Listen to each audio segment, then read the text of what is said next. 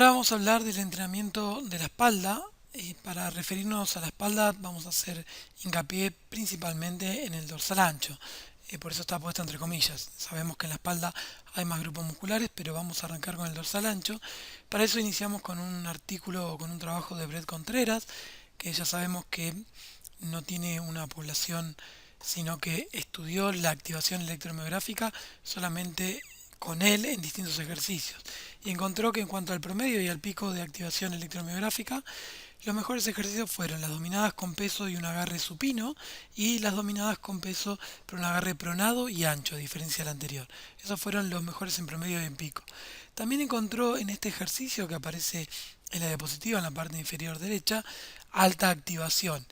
Es simple de realizar y se realizan, como vemos todos, con el peso corporal y en el caso de los dos primeros con una carga externa añadida. Otro de los ejercicios que presentó alta electromiografía fue el remo con mancuerna. Aparte, podríamos decir que este ejercicio va a permitir aislar tanto lo que sea el dorsal ancho del lado derecho como del izquierdo. También podríamos recordar que en caso de que el sujeto no tenga la fuerza necesaria para movilizar el propio peso corporal, sabemos que son los tres primeros que vimos son ejercicios bastante complejos y que se requiere mucha fuerza, o que quizás el sujeto tenga sobrepeso y por más que tenga fuerza no puede movilizar su peso. El reemplazo natural para estos ejercicios, para las dominadas, son los tirones o jalones en polea, que se realizan con un aparato de musculación y bueno, básicamente es una forma de progresar hasta las dominadas. En esta diapositiva vamos a iniciar a hablar de un trabajo de Lusk publicado en el año 2010, titulado como algo así como Los tirones y las dominadas. Sabemos que son grandes activadores del dorsal ancho, pero ¿qué agarre es mejor? Ancho o angosto, abierto o cerrado, ¿no? ¿Qué agarre o toma es mejor? Si supina o prona. Para eso lo que hicieron fue trabajar con 12 hombres sanos que realizaron las 4 variaciones de agarre usando una carga del 70% del RM. Se realizaron dos series de 5 repeticiones para cada tipo de agarre. Realizaron tirones por delante de la cara, haciendo jalones o tirones al pecho por delante con agarre pronado, era una variante, y estrecho, con agarre pronado y amplio, con agarre supino y estrecho y con agarre supino y amplio. Se demostró que un agarre pronado provocó una mayor actividad del dorsal ancho que un agarre supinado, pero no tuvo influencia el tipo de agarre si era ancho y estrecho. Como vemos en la gráfica que aparece en la derecha de la diapositiva, podemos ver en negro, las barras en negro son el agarre pronado, que presenta mayor activación que las barras transparentes, que son el agarre supinado. Si bien no es mucha la diferencia, incluso también podemos ver cómo el agarre ancho bien presenta levemente más actividad que el agarre estrecho. Entonces, agarre pronado, mayor actividad, bien, que supinado, y la realidad es que entre estrecho y supinado no hubo, perdón, entre estrecho y ancho no hubo grandes diferencias. De todos modos, las diferencias son mínimas, pero siempre a favor del agarre pronado. Entonces, la activación del tirón prono-supino con diferentes amplitudes es bastante similar en cuanto a su activación. Además, o por otra parte, se vio que inclinarse levemente hacia atrás va a aumentar la activación del dorsal ancho, por lo cual este podría ser un motivo más por el que no hay que hacerlo totalmente recto, es decir, con el tronco derecho. En esta tabla que aparece en la imagen inferior de la diapositiva podemos ver los distintos grupos musculares. El LD es el dorsal ancho, el MT es el trapecio, las fibras medias, y el B larga es el bíceps braquial. Después tenemos las variantes, ¿no? El agarre ancho pronado, bien, WP, el agarre ancho supinado, WS, y el agarre estrecho pronado, NP, y el agarre estrecho supinado. Como se puede observar, estamos viendo un poco similares características a las que vimos antes.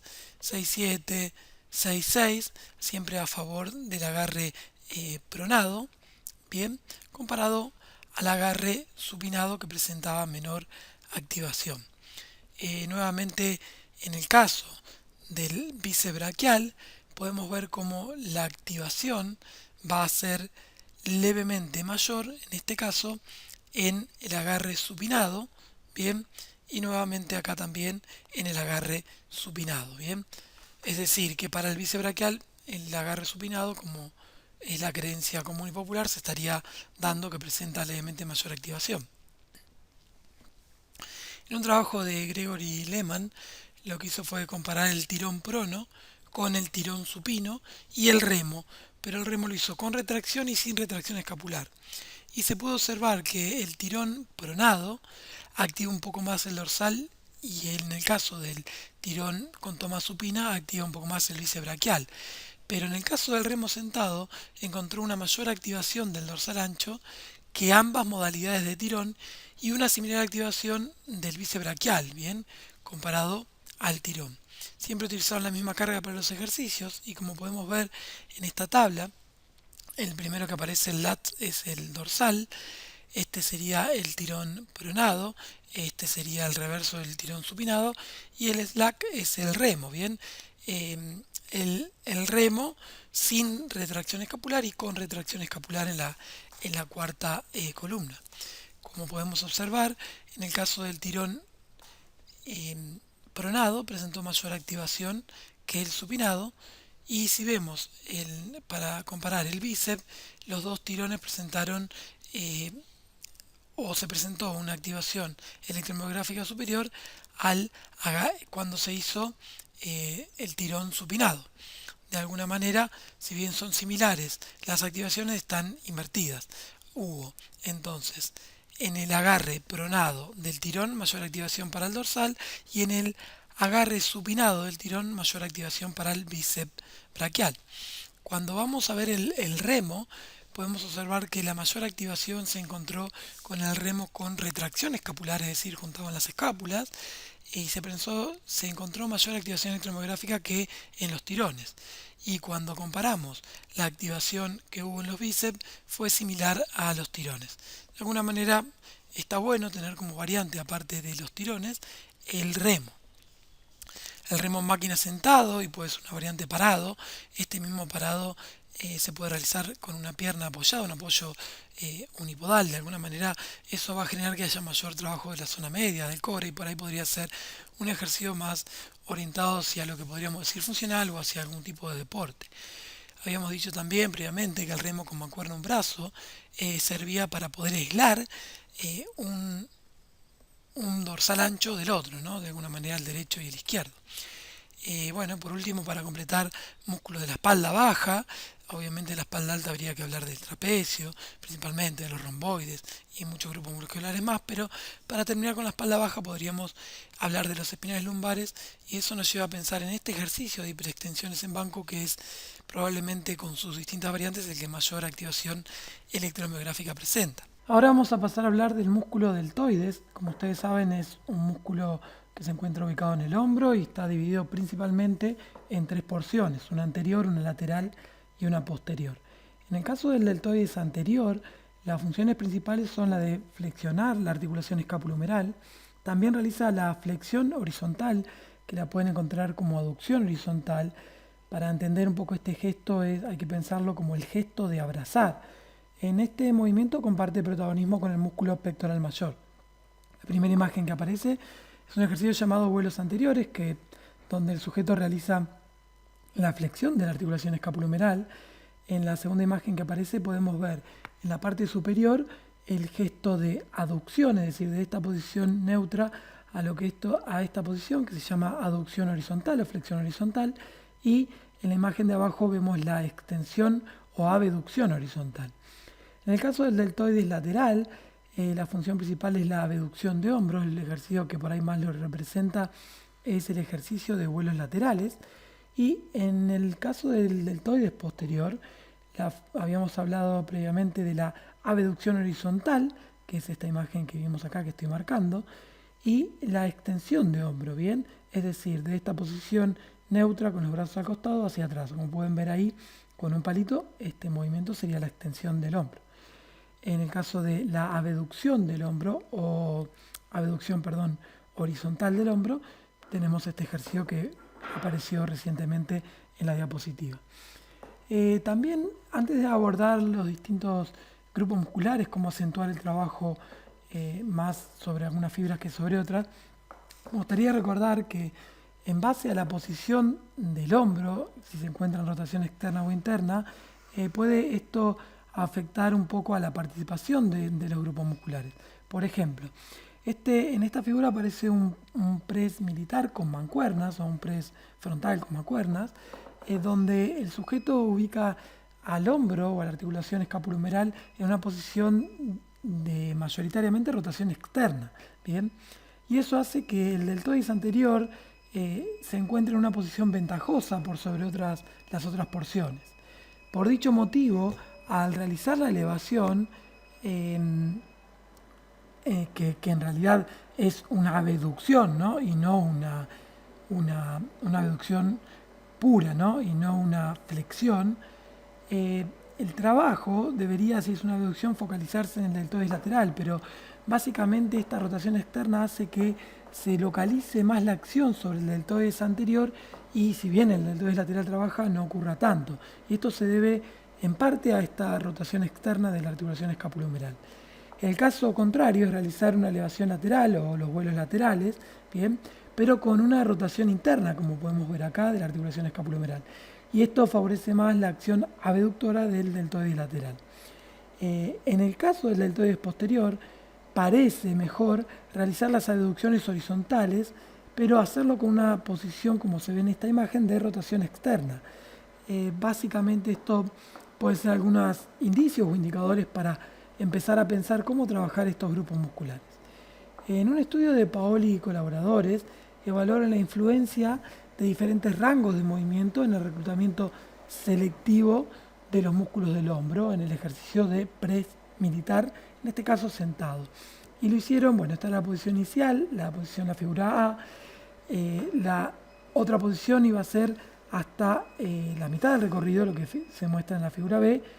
En la figura C se muestra que hay un poquito más de recorrido y en la D un recorrido completo. Lo que hicieron entonces es, utilizando los datos electromiográficos, el rango completo sería la mejor elección, ya que supone la mayor activación de los músculos del hombro, es decir, con rangos de movimiento completo hay más activación muscular. Esto fue un poco lo que se encontró en base a los resultados extraídos por electromiografía, es decir, que el recorrido completo sería el mejor. Como podemos ver en la imagen o en la figura que aparece en la izquierda, tenemos el recorrido 1 que era hasta 90 grados, el recorrido 2 135 y el recorrido completo hasta los 180 grados, como con una carga del 70%, el deltoides medio presentaba siempre mayor activación con el rango completo. Lo mismo podemos observar en la imagen de la izquierda, pero con la diferencia de que la activación electromiográfica acá está diferenciada todos los rangos o las tres columnas son a 180 grados, es decir, rango completo, pero diferenciaron entre hacerlo sin peso corporal, sin peso, sin carga externa, entre hacerlo con el 30% del RM y al 70%. Como pueden ver, no solo a medida que aumenta el rango de movimiento, aumentaba la activación electromiográfica de los músculos, en este caso del deltoides lateral, sino que también a medida que aumentamos la carga, lógicamente también aumenta el reclutamiento de unidades motoras, por lo cual aumentaba el reclutamiento o la activación electromiográfica. Con más carga, mayor activación del músculo. En esta diapositiva lo que se ve un poco ya más completo es el recorrido R1 es el más corto, bien, R2 era el que le seguía y R3 es el recorrido completo, 180 grados, ¿no? 90, 135 y 180 respectivamente. Para la activación electromiográfica de los distintos grupos musculares que fueron evaluados en este estudio. Esto también, cada una de las gráficas va a diferenciar entre el trabajo del 0% del RM al 30 y al 70. Vamos a detenernos en los distintos grupos musculares al 70%, por tomar una gráfica, pero van a ver que la lógica se da en todas las cargas siempre por igual.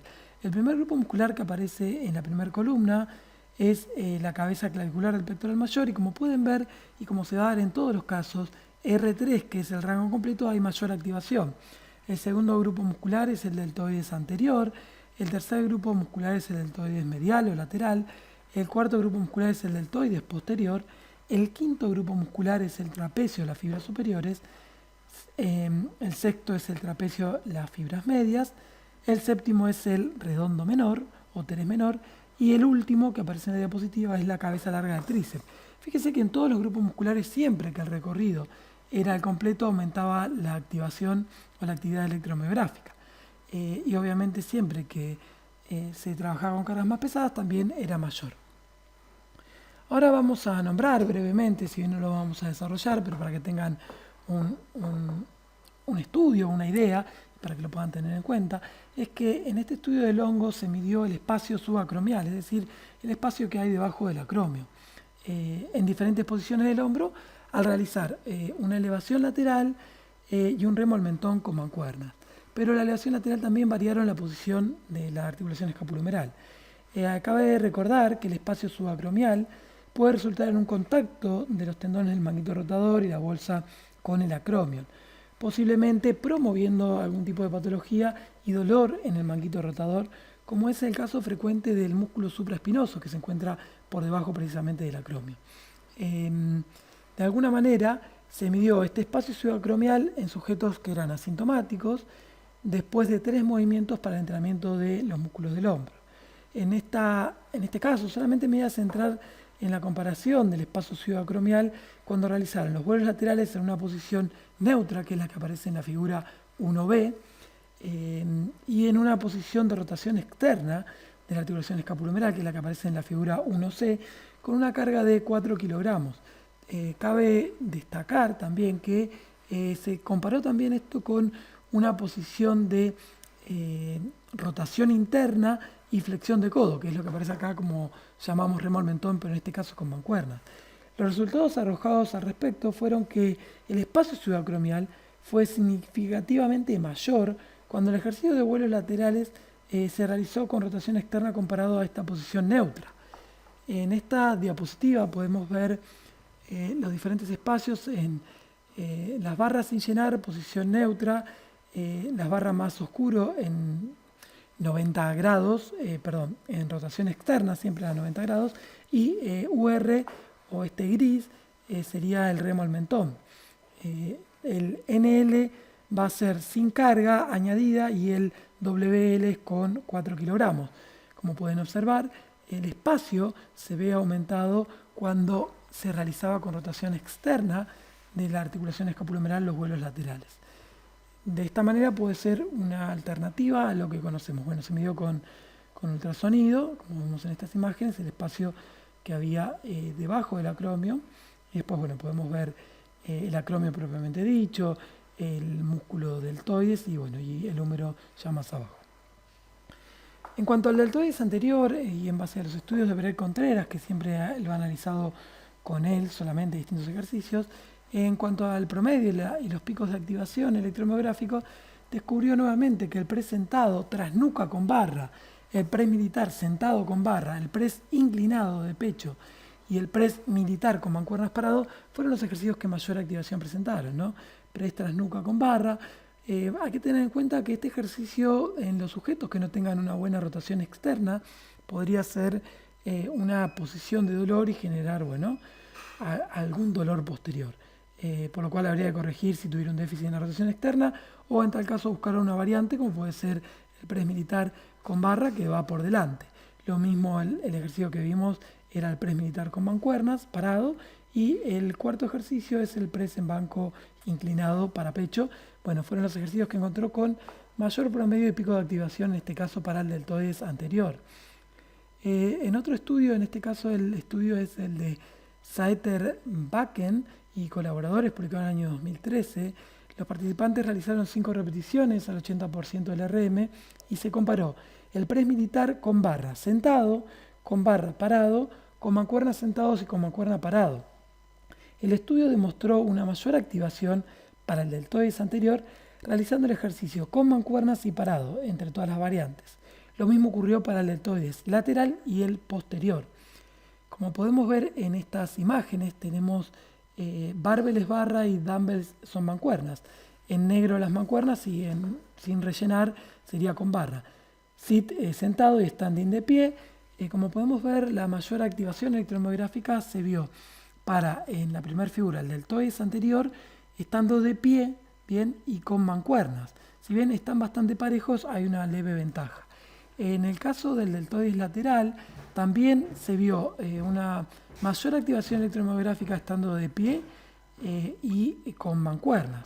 Finalmente, en el caso del deltoides posterior, se vio una mayor activación nuevamente estando de pie y con mancuernas. Volvemos a ver nuevamente que para otro grupo muscular, como es el tríceps braquial, se vio que no ocurría lo mismo porque se activa más con barra que con mancuerna. Fíjense, si observamos estando de pie como estando sentado, mayor activación para el tríceps braquial con barra que con mancuerna. Otra cuestión a considerar, que es la figura que aparece abajo, es que, bueno, como conclusión los autores dicen que para el deltoides estar de pie en lugar de sentado aumentó la activación o la actividad neuromuscular, al igual que las mancuernas en lugar que la barra, aunque no de manera consistente para este último, es decir, que no había tanta diferencia cuando se trabajaba con mancuernas.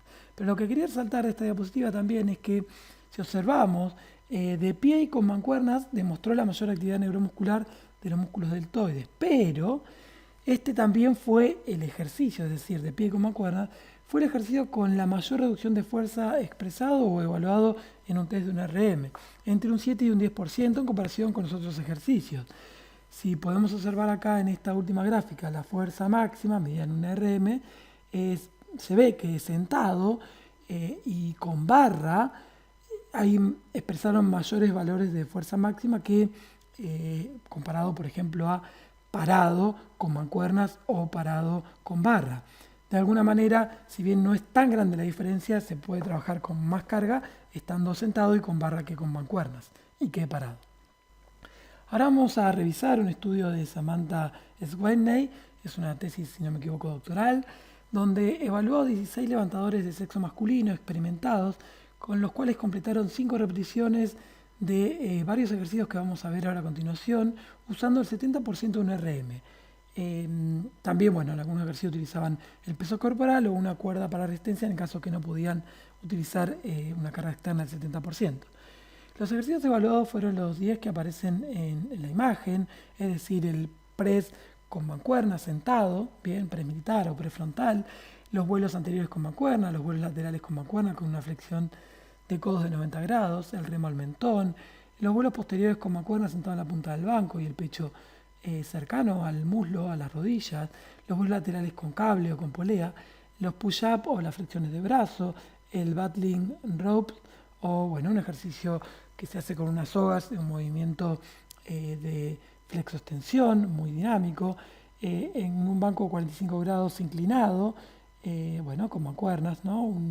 Una extensión o abducción horizontal de la escápula humeral acompañado de aducción de las escápulas y los dip o los fondos en banco. En el caso del deltoides anterior, acá tenemos en esta gráfica la activación electromiográfica de cada uno de los ejercicios. Podemos ver que los que mayor actividad electromiográfica presentaron para el deltoides anterior fueron el press frontal, bien, con mancuernas, en segunda instancia los vuelos anteriores, también con mancuerna, y en tercera instancia tenemos el battling ropes. Bien, fíjense que el press fue el que mayor activación presentó, y después en el caso de los vuelos anteriores también, pero después ya empiezan a estar muy parejos por lo menos hasta el ejercicio de los fondos. Entonces, para darle un estímulo completo al deltoides, habría que sumarle al ejercicio de press militar con mancuernas, le podríamos agregar, ¿no? El de vuelos anteriores pero con cable en polea. Y así, entonces, de esta manera se puede ampliar, bien, el rango de movimiento, ya que podemos arrancar en una posición de mayor extensión. Y además, hacer trabajar el deltoides no solo partiendo de una posición de mayor extensión, sino que manteniendo la tensión en todo el rango de movimiento por medio de la polea. En el mismo estudio de Samantha, en el caso del deltoides lateral, si observamos los que mayor activación electromiográfica presentaron fueron estos 3 ejercicios. El que se encontraba el sujeto, o en este caso es una mujer, en el banco inclinado, Bien, el vuelo lateral con mancuerna y el vuelo lateral con polea. Son los tres ejercicios que mayor activación electromiográfica presentaron. De todos modos, cabe destacar que hay varios ejercicios que presentaron similar activación que los tres nombrados. Por lo menos hasta el press sentado con mancuernas podría ser una alternativa. Fíjense que en el cuarto lugar aparece el remo al mentón, bien, como un ejercicio importante. En el caso del deltoides lateral también podemos sumar el estudio de Contreras, donde vemos que en cuanto al promedio y al pico de activación, encontró muy buena activación en el face pull con banda elástica. Bien, son variantes interesantes para trabajar, para estimular diferente a los grupos musculares. Obviamente los vuelos laterales con mancuerna y en menor medida que estos dos tenemos el press tras nuca sentado y el vuelo lateral con cable o polea como aparece en la imagen de abajo. Estos dos últimos siempre estuvieron por debajo de los dos primeros que nombramos, es decir, el face pull y los vuelos laterales con mancuerna.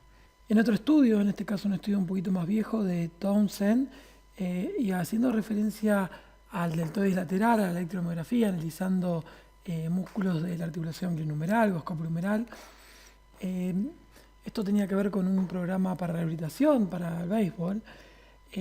Como vemos en esta imagen, la activación era mayor cuando se hacían los vuelos laterales en un plano escapular y con una rotación interna de la escápula humeral y subiendo hasta los 120 grados. Pero también en este estudio recomiendan no superar los 90 grados por una posibilidad de choque subacromial.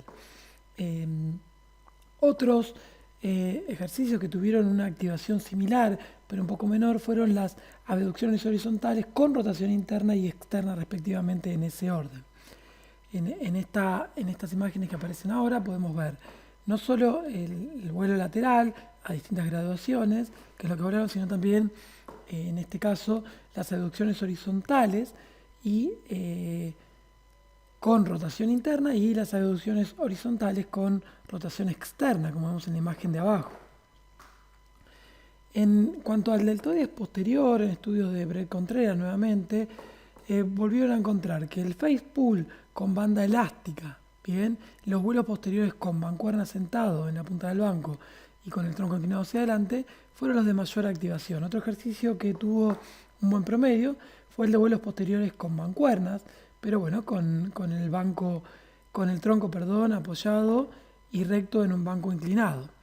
De alguna manera estos tres ejercicios fueron los de mayor activación. Pero otro ejercicio que aparece con gran activación es el remo invertido, que consiste en acostarse de espalda debajo de una barra y subir el propio peso corporal. ¿Bien? En el caso del deltoides posterior y para el estudio de Samantha o para la tesis doctoral de Samantha, los ejercicios que mayor activación presentaron fueron este de vuelos posteriores con mancuerna en la punta del banco, bien, que es el que aparece acá, también el que se encuentra al banco inclinado a 45 grados, bien, el que aparece abajo en la parte izquierda.